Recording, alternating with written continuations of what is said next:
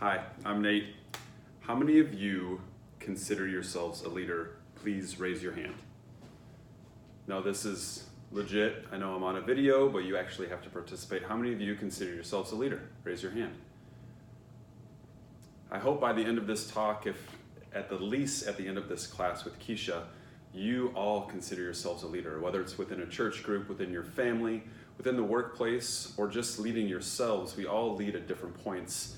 And I've had the great opportunity to work with Keisha and many of you on campus. And so today, my 20-ish minute talk on leadership, while I really wish I could be there, I'm happy to have the opportunity to talk about leadership and what that really means. I've printed off some slides and Keisha can hand out to you. Feel free to ask me any questions, and I probably won't be able to answer because this is now in the past.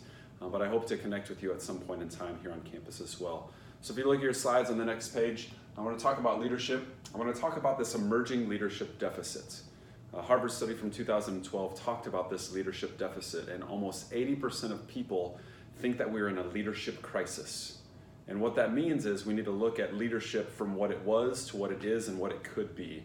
And so my talk today will talk a little bit about all the different types of leadership that I've researched, but it'll also talk about the one that I think is most special and tried and true, not just on this campus with the Sisters of Mercy, but with many of you hopefully as well, is servant leadership. So I want to talk a little bit more about that.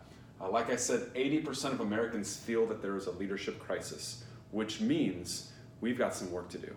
It's very beneficial that you're in this course, you're in this MSL program, and I hope you take a lot out of it, not just from the professors and people up here talking, but then also from your classmates, your peers, the people that you work with on any given day as well. Leaders impact many things.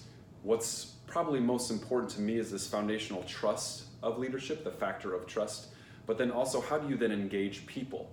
And that's a leader's job, not to necessarily motivate people because people are intrinsically motivated, but how do you create an environment where people feel like they can be motivated to be successful and therefore engaged as well? And talk a little bit about research for the 37% of you that want to hear about numbers. You said I didn't sign up for the MBA, I want more qualitative, but I'll give you some quantitative feedback as well. So impact on engagement is important, and the bottom line.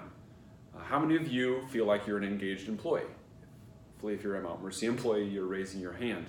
And I think everyone at different spectrum, different day, different time of day will feel if they're engaged or not. But at the end of the day, if an engaged employee is truly engaged more often than they're not, then they're adding that extra value to the organization, the discretionary effort, and that's on the leader to be able to do. And I want to give you a few examples of why I think it's important as well, because we talk about this when I worked at Aflac. And for those of you that don't know me, I spent 7 years after I graduated from here working for a Fortune 120 company in Aflac down south.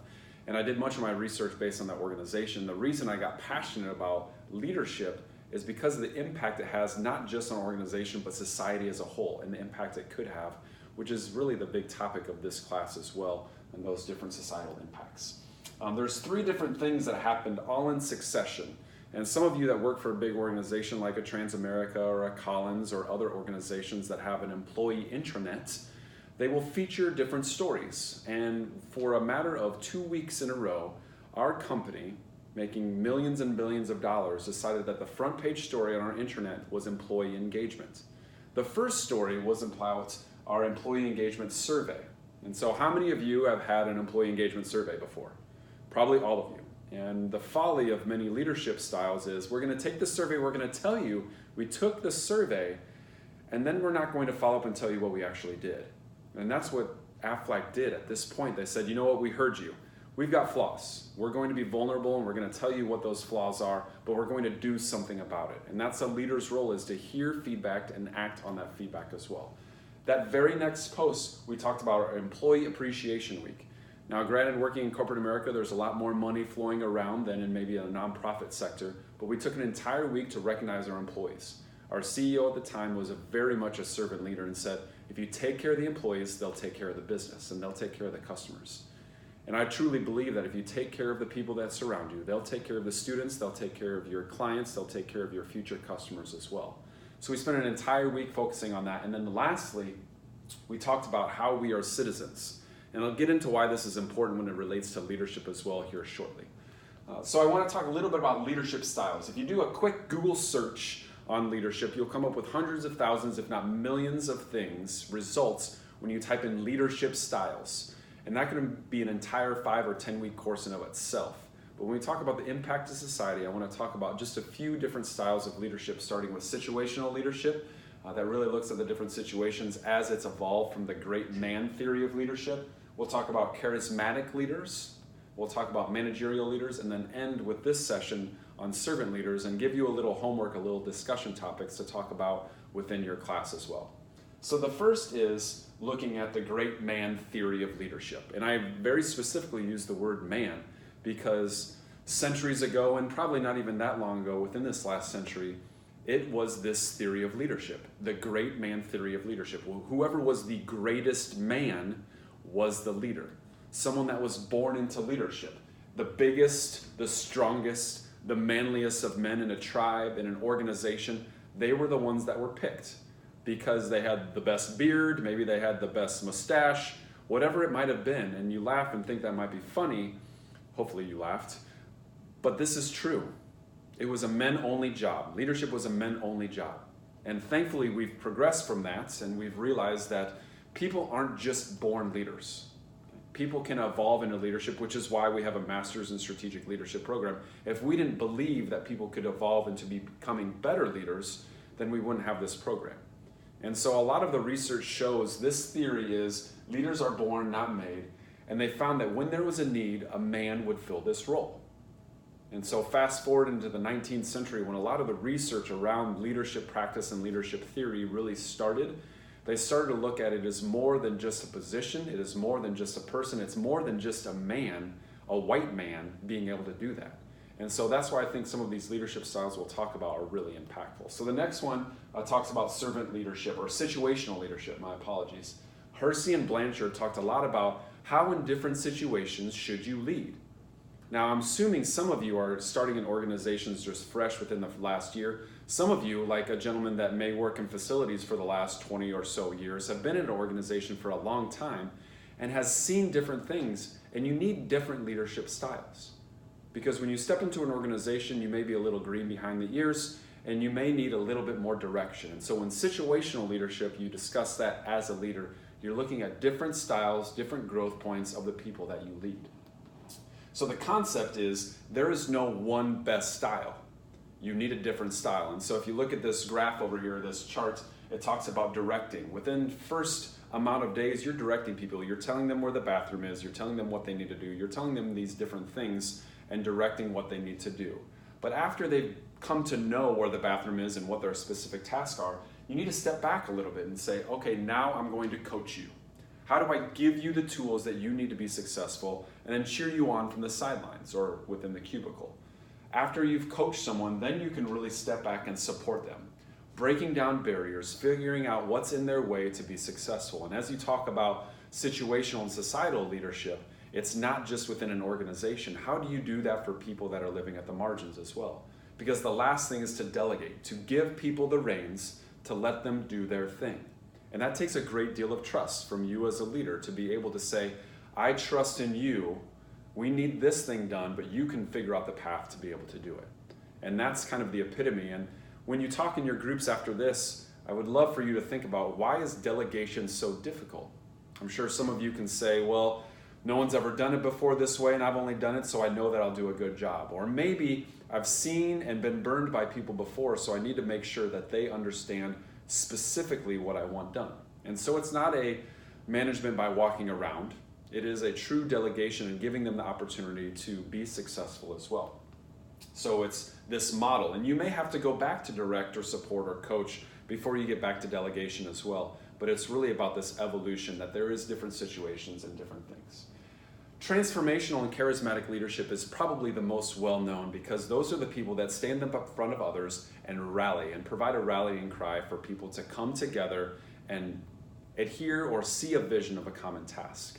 And so these are the people. McGregor and Burns really did a lot of research into this, and I'm sure if you would like some more of the detail behind it, I'd be happy to talk to you about it offline as well. But there are some really great examples of people that were charismatic leaders. For instance, Dr. Martin Luther King Jr.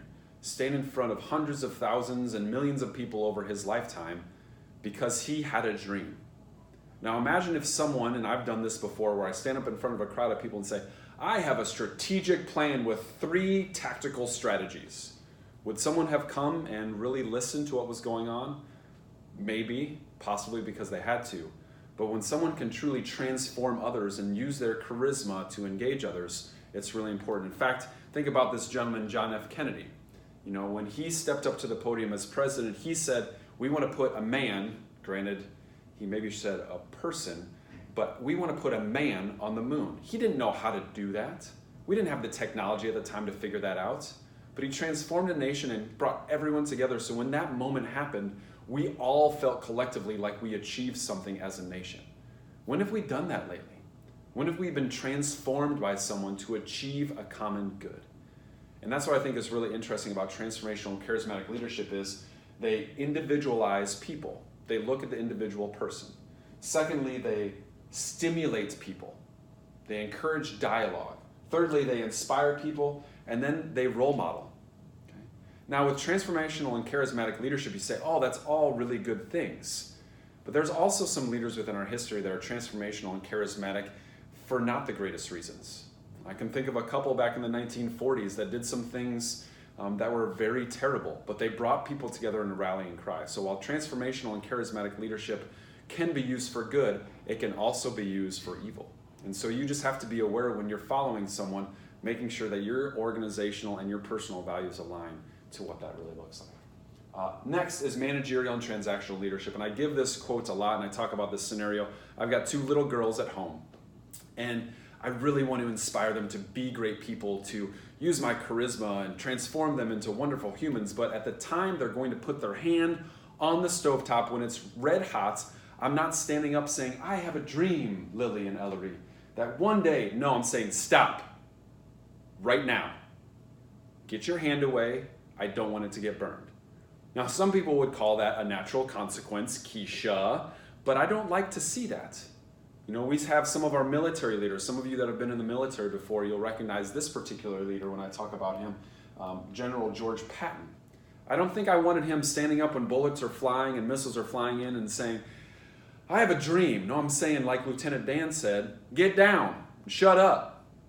Sometimes you need compliance. Like Sandra Day O'Connor was often referred to as a managerial leader, looking at the Constitution, looking at the laws and saying, this is what we're going to do.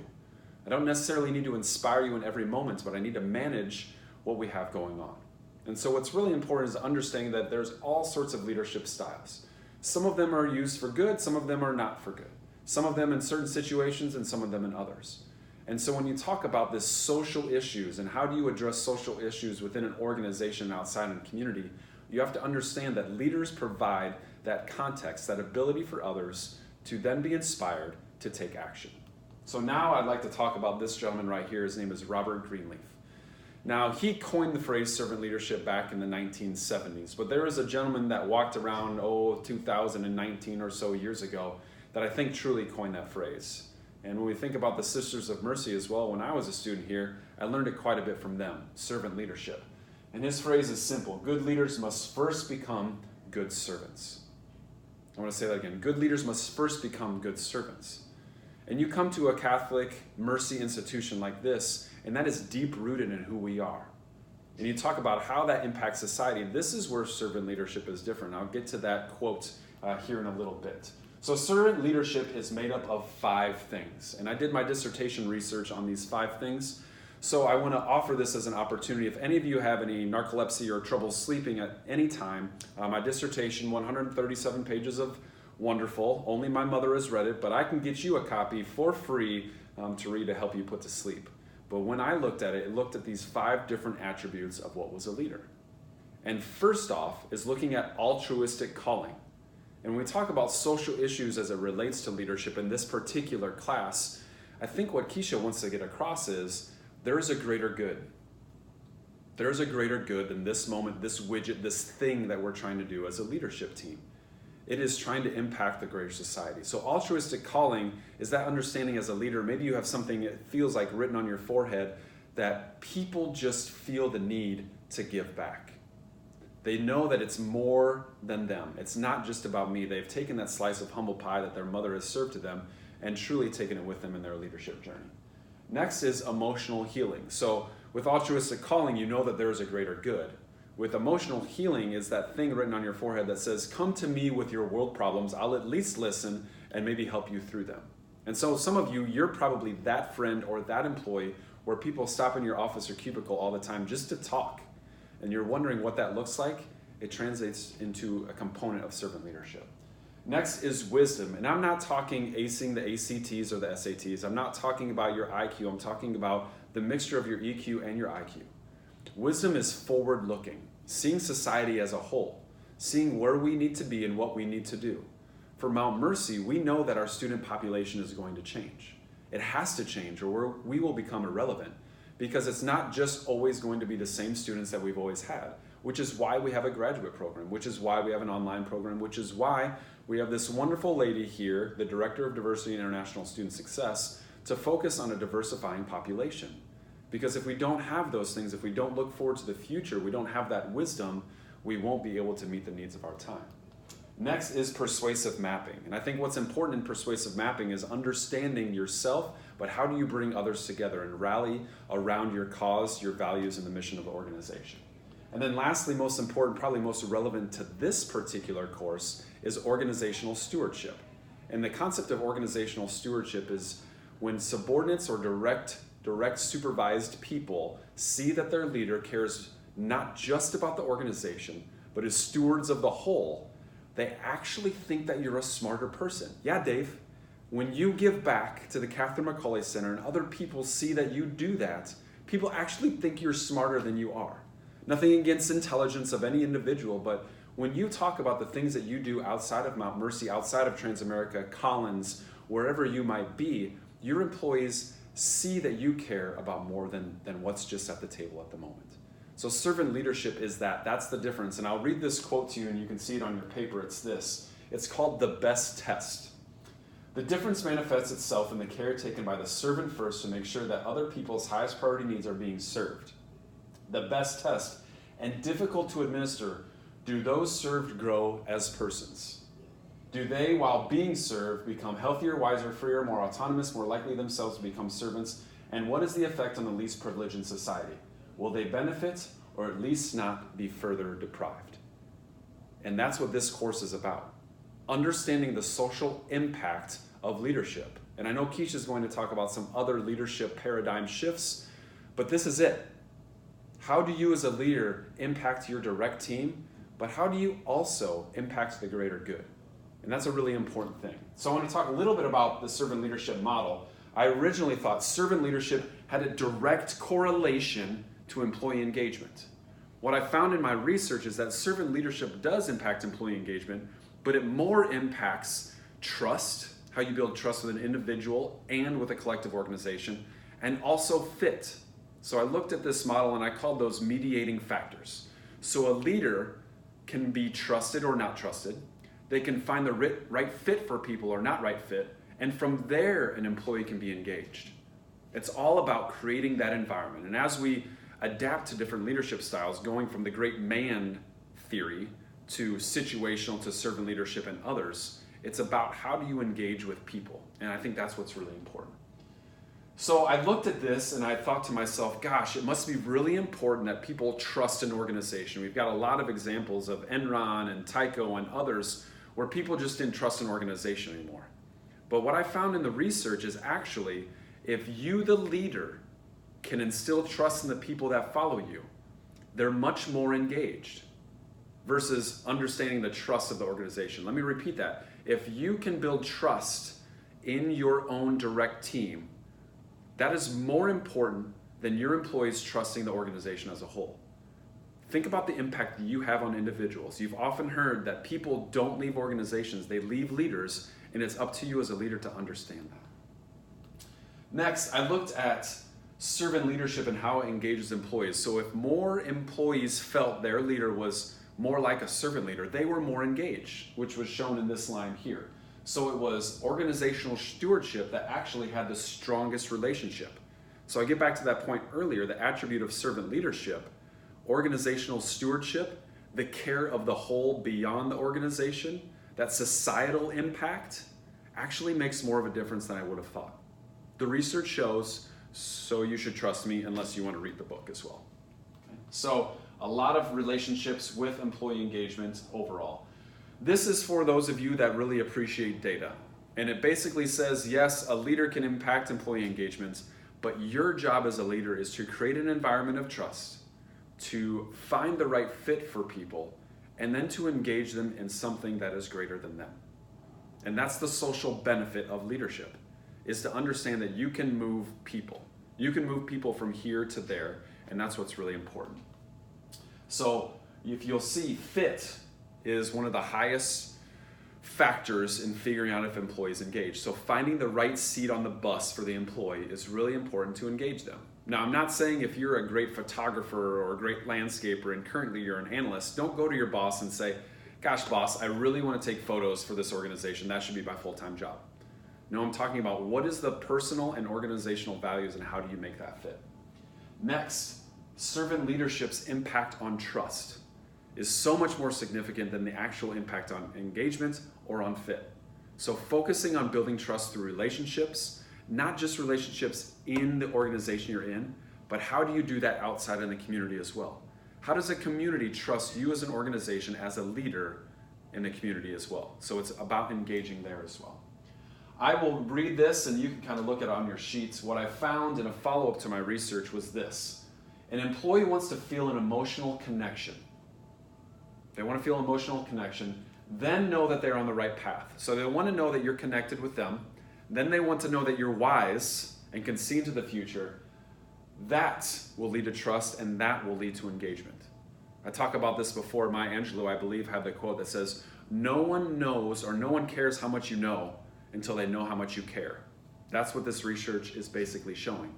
Connect with people, connect with your community, connect with the issues that surround it, and people will then follow. And I'll leave with this quote from Robert Greenleaf, and Catherine McCauley, I'm sure, would have said the same thing. And what is the effect on the least privileged in society? Will they benefit or at least not be further deprived? As you think about your own leadership, it's not just within the organization that you get paid for, but it's how do you impact the whole? How do you help people become courageous leaders themselves and lead a courageous life? And so I'll leave you with these discussion questions at the end of this mini TED Talk here is this. First, if you want to break into groups of 2 to 3 to discuss this afterwards, maybe Keisha has a different plan for you. What does that mean for organizations? What does this quote mean for organizations? What is the effect on the least privileged in society? And society may mean your organization. It may mean hourly employees versus C-suite executives. What is the effect of your leadership? Will they benefit from your leadership? Next, what does that mean for communities? I'm assuming all of you came to this place because you have this common goal of making something better. We have a value here is improving the common good. How do you do that as well? So what does servant leadership mean for that as we shift in this paradigm? Next, what does that mean for the least privileged at your organization, in the community that you lived? What kind of leader does our society need? I think this is a really deep question and probably something you can spend an entire session on. Is it more managerial leaders? Is it more people that understand the situations? Is it more great men? Or is it more servant leaders? I know my answer, but I'd love to hear your thoughts on yours as well. And lastly, think about what kind of leader do you want to be known for? 5, 10, 15 years down the road, when someone asks a student in school, or maybe it's an evening MBA class, and they ask, what is the best attribute and who was that for? Maybe it's you, Max. Maybe it's Dave, maybe it's Mark, maybe it's Keisha. Whoever it might be in that classroom, what type of leader do you want to be? Do you want to be remembered for? And I hope you take this information and this paradigm shift of leadership from just the great men are leaders to people have different situations to people like this lady here. First you serve and then you lead. Thanks so much for letting me be with you this evening. I hope you have a great rest of your class. Go Mustangs. Oh, I guess I gotta turn this off now.